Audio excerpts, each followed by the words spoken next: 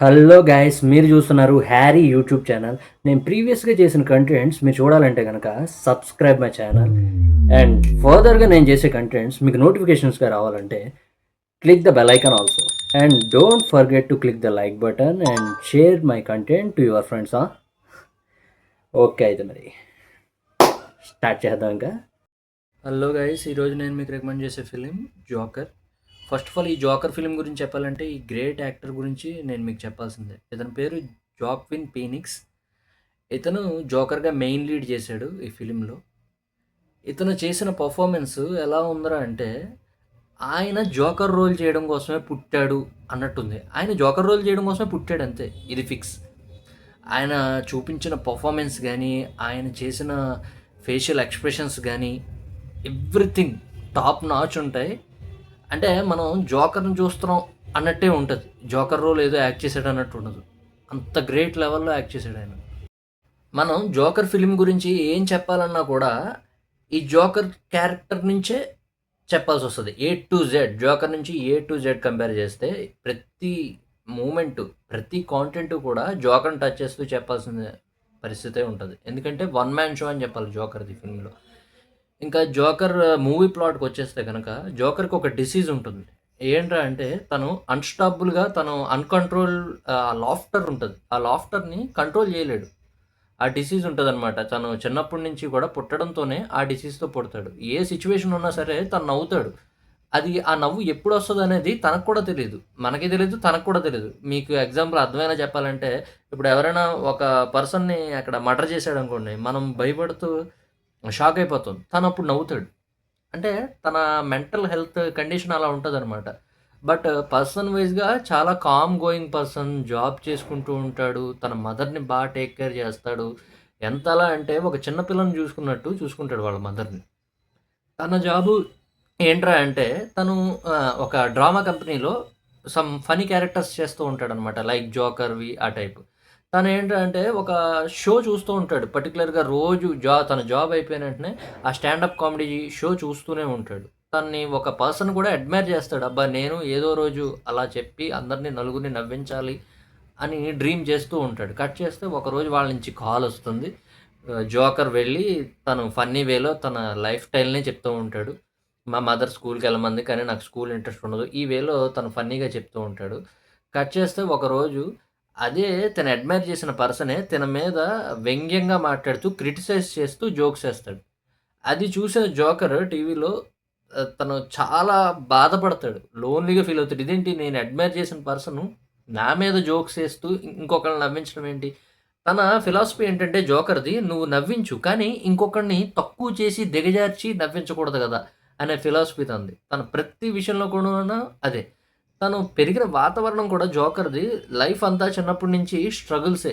తన family issues దగ్గర నుంచి తన సరౌండింగ్స్ ఉండే పీపుల్ అందరూ కూడా క్రిటిసైజ్ చేస్తూనే ఉంటారు తనని. ప్రతి ఒక్కళ్ళు క్రిటిసైజ్ చేస్తారు. తనకున్న ఆ డిసీజ్‌ని, తన పర్సనాలిటీని, తన బిహేవియర్‌ని అన్నిటిని డిస్కరేజ్ చేయడం వల్ల ఇప్పుడు ఎలారా అంటే విలన్స్ అనేవాళ్ళు పుట్టరు. చుట్టుపక్కలోళ్ళే తయారు చేస్తారంటారు చూసారు? సేమ్ ఈ జోకర్ క్యారెక్టర్ అనేవాడు కూడా కామ్ గోయింగ్ మంచి పర్సనే. కాపోతే వాడిని సైకోటిక్ పర్సన్‌గా చేసింది ఈ చుట్టుపక్కల ఉన్న పర్సన్సే. వాడలా సైక్‌గా బిహేవ్ అయిపోయి అందరిని చంపేయడానికి రీజన్ కూడా చుట్టుపక్కల ఉన్న పర్సన్స్ అందరూ కలిసి వాడిని అలా విలన్‌లా చేసేస్తారు. ఒక సైకోగా చేసేస్తారు. అందుకే వాడు అందరిని చంపేస్తూ ఉంటాడు. కానీ జోకర్ యొక్క మెయిన్ క్యారెక్టర్ ఎక్కడ తెలుస్తదిరా అంటే తన డ్రామా కంపెనీలోనే ఒక పర్సన్ మరగుజ్జు అతనుంటాడు. తనను మాత్రం వదిలేస్తాడు చంపకుండా. చంపకుండా వదిలేసి ఏమంటాడో తెలుసా? "నువ్వొక్కడివే నాతో ఎప్పటినుంచో నన్ను క్రిటిసైజ్ చేయకుండా నాతో బాగున్నావు" అని చెప్పి తనని వెళ్ళిపో అని చెప్పి వదిలేస్తాడు. అక్కడ మనకి జోకర్ క్యారెక్టర్ ఇంజెక్ట్ అవుతదనమాట. ఇన్‌ఫ్లెక్ట్ అవుద్ది. సో, నేను మీకు ఇదంతా ఎందుకు చెప్తున్నానంటే జోకర్ క్యారెక్టర్‌ని మీకు ఇంజెక్ట్ చేస్తున్నాను అనమాట. ఈ టైప్ ఆఫ్ పర్సన్ అని తను. సో, అంత హె హెవీ ఎమోషనల్ ఉన్న క్యారెక్టర్ జోకర్. అంటే చెప్పాలంటే జోకర్ అనేవాడు మనందరిలోనూ ఉంటాడు. కాపోతే ఈ సొసైటీలో ఏంట్రా అంటే మనం దాన్ని హైడ్ చేసేస్తూ ఉంటాం. చుట్టుపక్కల ఉన్న సరౌండింగ్స్ అందరికి భయపడి మనం మన ఎమోషన్స్‌ని హైడ్ చేస్తూ ఉంటాం. ఈ మూవీలో కూడా జోకర్ చెప్పే ప్రతి మాట కూడా ఒక లెసన్ లానే ఉంటాయన్నమాట. ప్రతి మాట జీవిత సత్యాలే. తను అంటాడన్నమాట ఒక కొటేషన్ ఉంటది. పీపుల్ మనం ఏదైతే కాదో, మన చుట్టుపక్కల ఉన్నోళ్ళు మనం ఏదైతే కాదో అలాగే ఉండాలని కోరుకుంటారు. అలా బిహేవ్ చేయాలని కోరుకుంటారు. కాపోతే మనం ఎలా అయితే ఉన్నామో ఆ పర్సన్‌ని యాక్సెప్ట్ చేయరు అంటాడు ప్రతిసారి కూడా తను.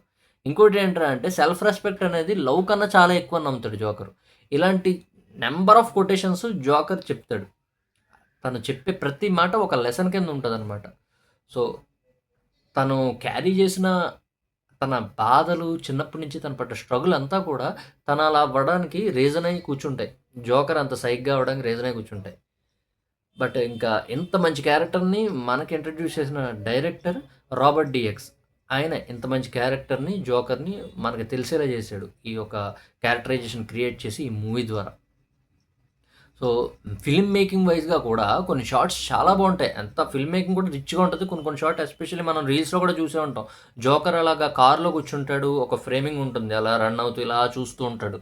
ఆహ్, గాజుకి అలాగా డోర్‌కి అలా పెట్టి ఆ షాటు, స్మోక్ చేస్తూ వాక్ చేసే షాట్ ఒకటి, క్లైమాక్స్‌లో ఇలాగా కార్‌లోంచి బయటకొచ్చి ఇలా నవ్వే షాట్ ఒకటి. అది పిక్చరైజేషన్ చాలా టాప్ నాచ్‌లో ఉంటాయి ఫిల్మ్ మేకింగ్.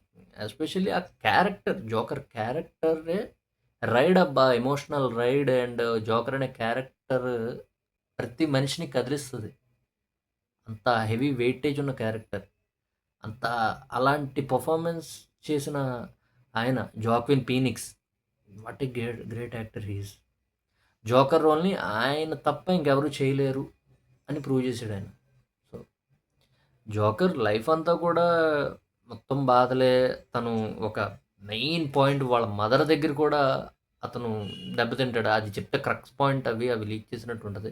సో, అదే మెయిన్ పాయింట్.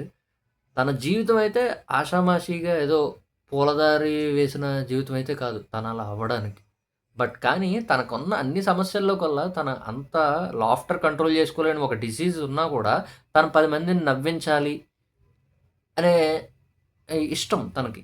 10 మందిని నవ్వించాలి అనేది తన గోల్ కింద పెట్టుకుంటాడు. కానీ దాన్ని అందరూ అప్రిషియేట్ చేయరు సరికదా! క్రిటిసైజ్ చేస్తా ఉంటారు. అయినా సరే తను ముందుకెళ్దామన్న ప్రతిసారి తన కింద లాగుతూనే ఉంటారు. కింద పడుతూనే ఉంటారు. ఆ వేలోనే తను సైక్‌గా బిహేవ్ అయిపోయి ఇలా స్ట్రాంగ్ వేలో చెప్తాడు. లేకపోతే తను చెప్పే మాటలన్నీ స్మూత్ వేలో చెప్పాల్సిన పర్సన్ తను. తనని స్ట్రాంగ్ వేలో చెప్పేలా చుట్టుపక్కల ఉన్నోళ్ళందరూ క్రియేట్ చేస్తారు situations. So, that's it guys. మీరందరూ కూడా చూడాలి ఈ ఫిల్మ్. నాకు తెలిసి చూసే ఉంటారు చాలామంది. చూస్తే గనక కామెంట్ బాక్స్‌లో చూసామని పెట్టండి. లేకపోతే గనక మీ ఫ్రెండ్స్‌కి చూడమని సజెస్ట్ చేయండి. అందుకే ఈ ఫిల్మ్ నేను మీకు చూడమని చెప్తున్నాను. సజెస్ట్ చేస్తున్నాను. So, that's it guys.